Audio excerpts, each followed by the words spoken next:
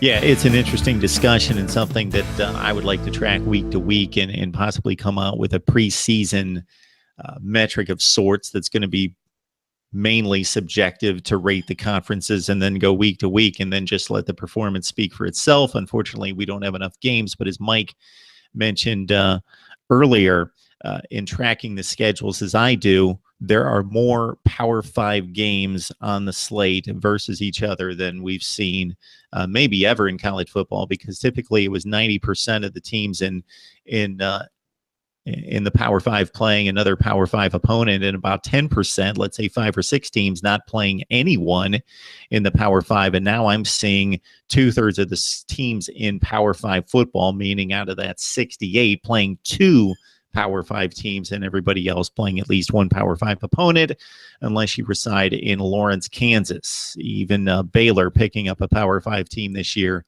in Duke for the first time in forever. If you look at Baylor's schedule, not to digress, has been just deplorable over the last 15 years. I found a top 25 opponent, a ranked opponent on Baylor's non-conference schedule in 1998.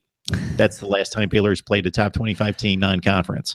Well, the CFP has made it clear that 9 conference games and cupcake-ass schedules is not as strong as 8 conference games with a big-time Power 5 out-of-conference game matchup. The CFP's made that clear, and hopefully Bob Bowles, being the Big 12, is listening. Hopefully they're listening. So that they've made that clear. The other thing schools have done better job at than they have previously is not only more out-of-conference games, but more appropriate out-of-conference games.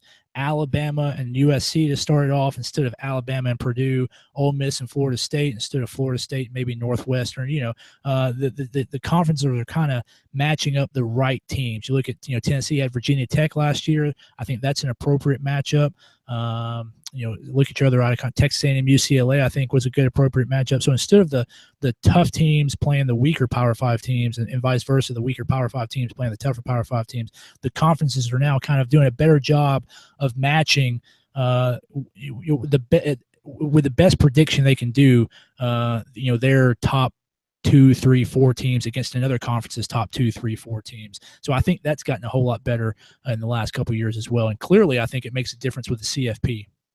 Yeah, definitely. Wisconsin, unfortunately, taking the year off, have had enough of Alabama and LSU the last 3 years, although they did beat the Tigers at Lambeau, and they've got BYU. Not that they're not a quality team, but not playing a like opponent outside the Big Ten. All right, Mike Laval from Last Word on College Football. Please join him there. Mark Rogers TV on YouTube, iTunes, and Podbean as well. Mike, always appreciate the time and enjoy the discussion. Always glad to join you, Mark.